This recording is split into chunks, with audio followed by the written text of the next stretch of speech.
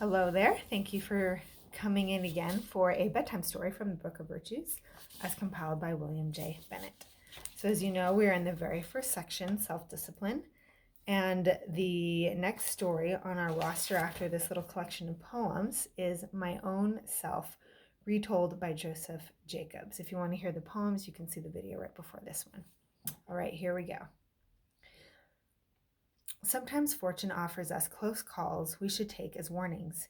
Heaving a sigh of relief is not enough. If we're smart, we'll change our behavior. Self-discipline is learned in the face of adversity, as this old English fairy tale reminds us. In a tiny house in the North Country, far away from any town or village, there lived not long ago a poor widow, all alone with her little son, a 6-year-old boy. The house door opened straight onto the hillside, and all around about were moorlands and huge stones and swampy hollows. Never a house nor a sign of life wherever you might look, for their nearest neighbors were the fairies in the glen below, and the will-o'-the-wisps in the long grass along the pathside. And many a tale the widow could tell of the good folk calling to each other in the oak trees, and the twinkling lights hopping on to the very window-sill on dark nights. But in spite of the loneliness, she lived on from year to year in the little house, perhaps because she was never asked to pay any rent for it.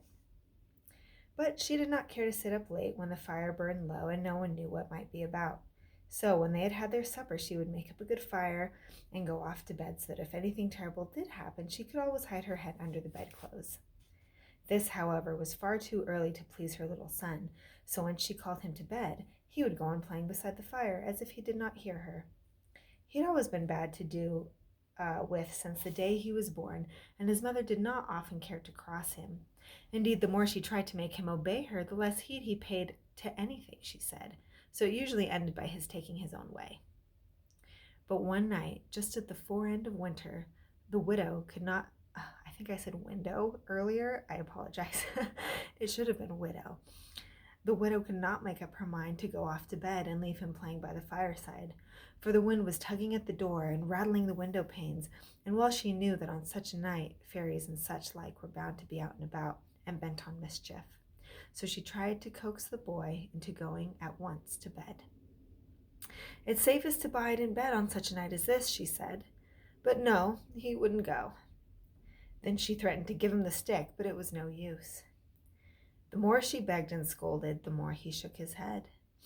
And when at last she lost patience and cried that the fairies would surely come and fetch him away, he only laughed and said he wished they would, for he would like one to play with.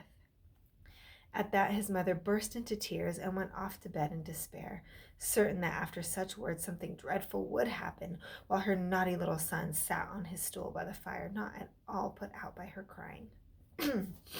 But he had not long been sitting there alone when he heard a fluttering sound near him in the chimney, and presently down by his side dropped the tiniest wee girl you could think of.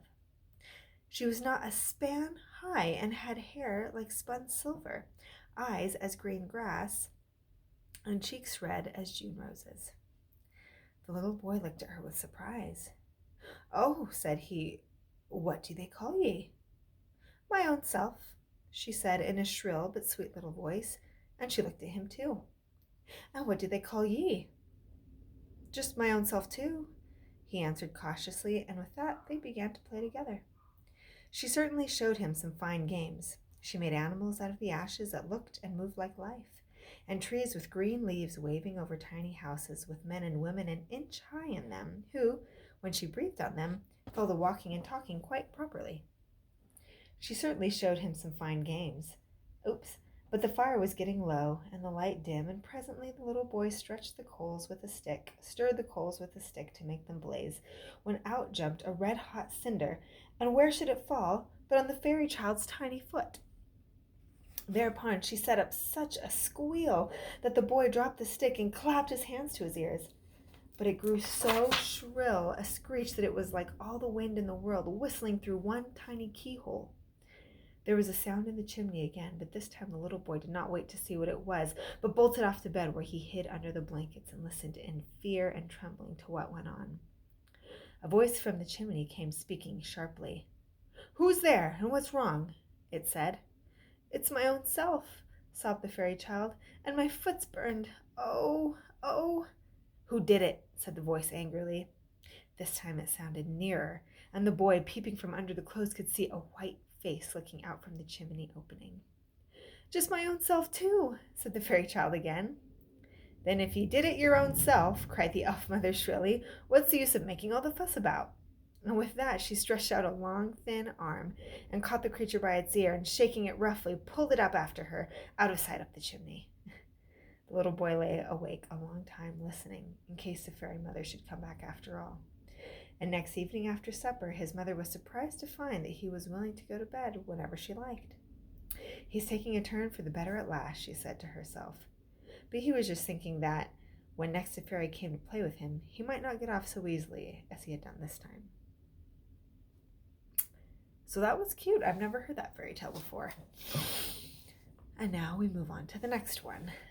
This is one poem, and this will wrap up the night. It's called To the Little Girl Who Wriggles by Laura E. Richards, in which we learn to sit still. Don't wriggle about any more, my dear. I'm sure all your joints must be sore, my dear. It's wriggle and jiggle, it's twist and it's wiggle like an eel on a shingly shore, my dear, like an eel on a shingly shore. Oh, how do you think you would feel, my dear, if you should turn into an eel, my dear, with never an arm to protect you from harm, and no sign of a toe or a heel, my dear, no sign of a toe or heel? And what do you think you would do, my dear, far down in the water so blue, my dear, where the prawns and the shrimps, with their curls and their crimps, would turn up their noses at you, my dear, would turn up their noses at you? The crab, he would give you a nip, my dear, and the lobster would lend you a clip, my dear. And perhaps if a shark should come by in the dark, down his throat you might happen to slip, my dear, down his throat you might happen to slip. Then try to sit still on your chair, my dear. To your parents 'tis no more than fair, my dear, for we really don't feel like inviting an eel, our board and our lodging to share, my dear, our board and our lodging to share. So that concludes the bedtime stories and poems for tonight from the Book of Virtues. I thought those were cute. A little antiquated, obviously, right? That's why they're in the Book of Virtues, I suppose. And I really have never even heard of that fairy tale before my own self. I think it's clever and hard to follow at the same time, but I like it, and on we go. Next time we will read the following poem, sneak peek. It's called Jim. Okay, so until then, I'll see you guys.